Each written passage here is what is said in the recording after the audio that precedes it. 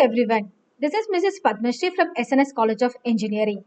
Today, I am going to explain the concept of perceptrons in machine learning. So, the perceptrons are the very important topic in the machine learning, which is treated as the building block of artificial neural networks. So, let's explore what is the perceptrons and types of perceptron in this video. Let's move on to the slide, multi-layer perceptron networks. I'm going to discuss about what is a perceptron first. Then we will understand what is a multi-layer perceptron. So perceptrons are very important nodes that we can call it as a building block of artificial neural network. So which means a single perceptron can able to transmit the data from one neurons or from one layer to the another layer. So each perceptron receives the input and the weight is calculated, and along with the weight the bias is added and it will transmit the data, these calculations to the next layer. So the multi-layer perceptron are very important or core to deep learning, and it is connected to deep learning also, and they learn very complex non-linear relationship. Mainly these multi-layer perceptrons are used for image classification, natural language processing and financial modeling. So let's explore the topic. Today I'm going to describe about what is multi-layer perceptron, feed-forward architecture, layered structure, dense connections, universal approximators. The first topic, feed-forward architecture. So, as I said, the perceptrons are classified into two types. One is the single layer perceptron, the other one is the multi-layer perceptron. The single layer perceptron, there will not be any hidden layers present in the architecture. Only you will have the input layer, then the next processing layer, then there will be an output layer. It receives the input is multiplied with its weight and it is added with the bias value. So always all the inputs are associated with its weight and it transmits to the output layer. And this is what happens in the single layer perceptron. And when we talk about the multi-layer perceptron, there will be a multiple hidden layers present in the perceptron architecture. So the hidden layer mainly are used for processing purpose, and what it's going to process is the input that it received from the input layer. The output that received from the input layer is sent as an input to the hidden layer, and in the hidden layer the weight calculation and weight is added with the weight is multiplied with the input added with the bias. That computation is being done in the hidden layer and the output will be transmitted to the output layer. Before that, there will be one function is called activation function has to be applied. So the activation function is very important in this architecture, which mainly checks the particular neurons are active or not, which means that whether the neurons are transmitting the data to the next layer or not. So it's called as a feed forward architecture. Why it so means it is going to transmit the data forwardly, that is from input layer hidden, then output of input layer is sent to hidden layer. From the hidden layer, the output is transmitted to the next hidden layer, and from there, the next hidden layer, it goes like that, and finally it goes to output layer.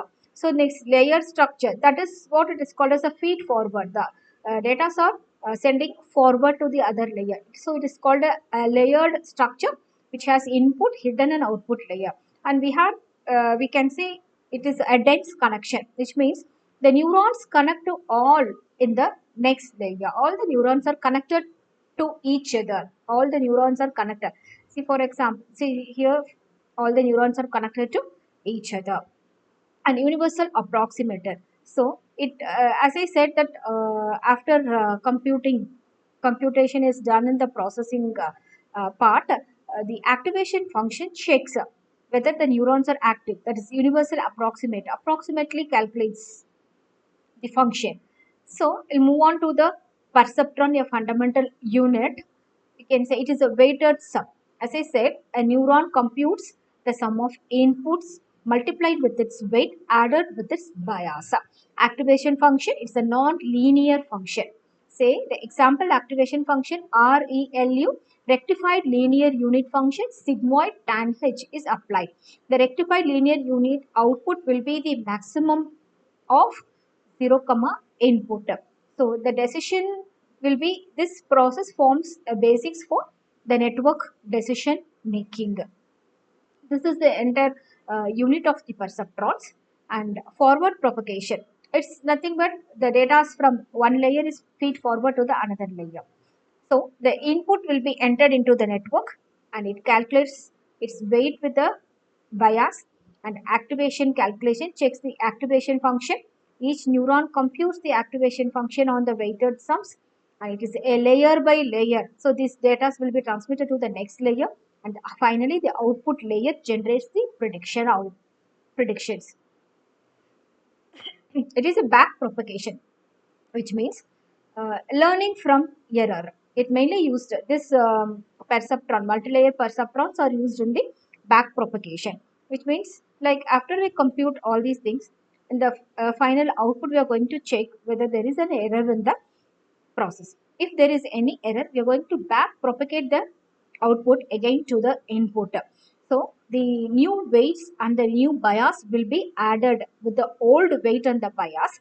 Then again we are going to send feed forward to the next layer for calculating the output predictions. So this will be very helpful whenever we get any error or anything, that we can back propagate the error, we can rectify it, we can correct, and again we can feed forward. So this is a very important advantage in multi-layer perceptrons, and it will be very effective for calculating the gradients effectively.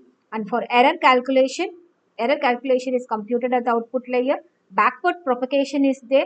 If there is any error in the signal, that move backward through the network, and we are going to rectify, and again we are going to feed forward.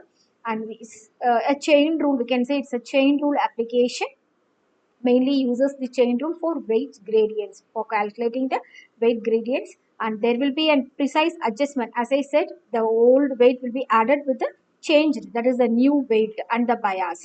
So exact weight modification can also be done here. And loss function and optimization, there are some loss functions will be there in the network that can be calculated using mean squared error for regression, and for cross entropy for classification learning. And for optimizer, there are, we have two types: stochastic gradient, Adam, and learning rate. The controls the step by step for weight updates. Okay, then reduces the error, network error. So the training challenges is mainly, this will be useful for overfitting. Overfitting, we can say high variance and low bias is called as overfitting, right? In any ML model, when you have high variance and the low bias, that is termed as the overfitting, and underfitting will be the low variance and high bias. So for solving these two are the main issues in machine learning model.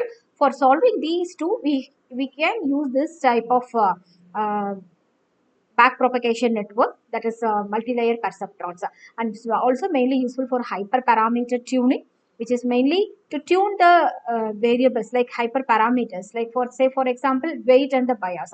So this is two hyperparameters in the machine learn in the back propagation network.